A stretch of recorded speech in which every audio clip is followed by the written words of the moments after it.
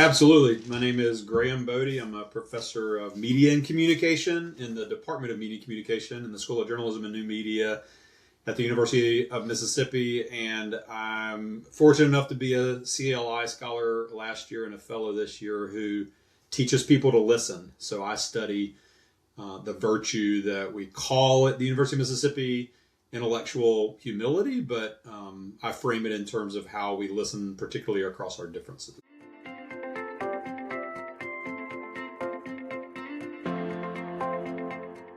So what stitches my research together is a primary focus on what is this thing that we call listening, particularly the high quality or the quote unquote good version. Oftentimes, more academically, the active listening paradigm is the leading paradigm. So, what does it mean to be a quote unquote good or an active, a high quality listener? And I studied that in a variety of contexts.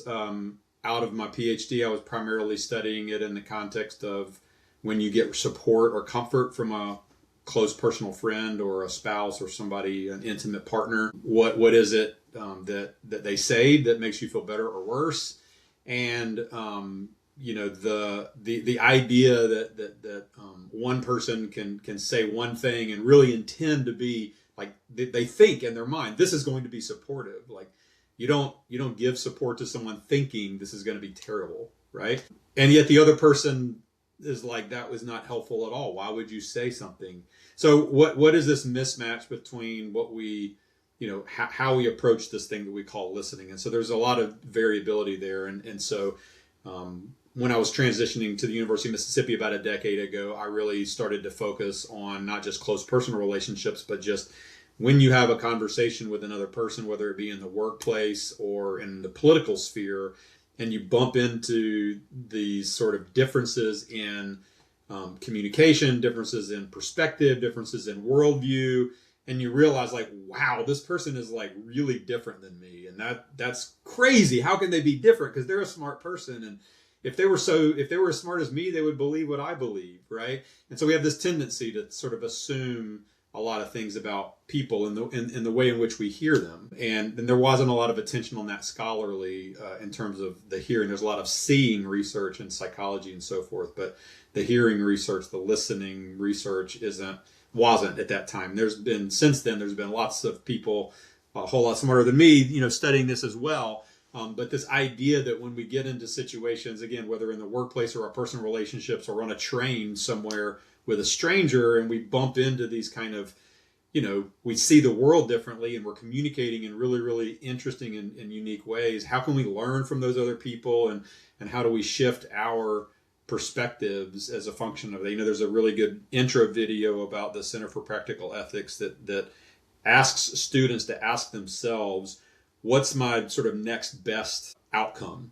Not just what I really, really want in this situation, but what am I willing to give up, as I think how they phrase it. And so what are the beliefs that I hold that are wrong? If you ask a room full of people, how many people think they have at least one wrong belief? Everybody raises their hands, and then you say, okay, now write it down. It's impossible to do that. So how do we listen in these really complex situations where we're trying to solve really, really wicked issues? How do we listen in ways that appreciates this diversity of worldview and experience to make better decisions together? And that's the better decisions in our marriages, better decisions in our workplace, better decisions in the academy. That's what I'm really interested in, and so that's how my research has evolved, and that's how I see it contributing to what the center does, in particular around intellectual humility and these other virtues that we're trying to demonstrate, particularly among students, but also in very complex situations outside of the academy.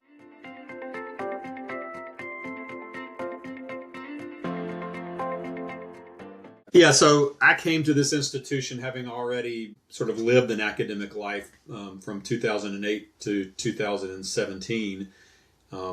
Again, doing some really interesting but just different research. And around the time that we decided to make the move here was when I was kind of, rethinking my scholarly identity in a lot of ways, which will make sense to some academics who might be watching this, right? And so, like, who am I as an academic, right? And so when I got here, I just was meeting people, and this name Deborah Maurer kept coming up. And so Deborah and I met, and at that point she was carrying around like a 10-page document that was like her thing, her vision for the center. And so it's really exciting to see that idea go from, a nascent, hope of accomplishing something together, and then having something on campus like the Center for Practical Ethics. And so I've loved to see the center actually become a center and then grow into what it has become now in terms of this sort of really interesting sort of seed of collaborative research and policy making and education, at the university, who also partners with other interesting folks around campus that I've also had the pleasure to meet, some of whom were in the last cohort last year with me reading, in our reading and study last semester or last year. I'm just excited by with the potential. I think our call is no greater, as they say, than this moment in terms of as presumably polarized we are. And I say presumably because, in a lot of ways we aren't polarized. We aren't ideologically that different from each other in some areas where there is a lot of common ground and common sense and collaboration.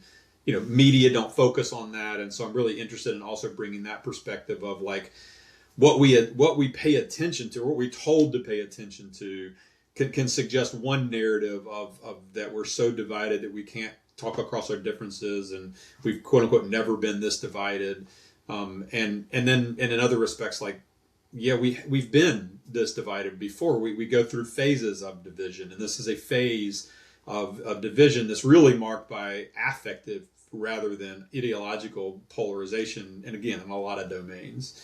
And so I know people will quibble with that and find fault with that argument, and I'm the first person to say, awesome, I'm probably wrong in a lot of ways. But that's the power of this work, is to showcase, right, that even when you're arguing at this meta level about whether or not we're polarized, you can still do it in ways that are constructive and generative and respect the other person's position and humanity in the process.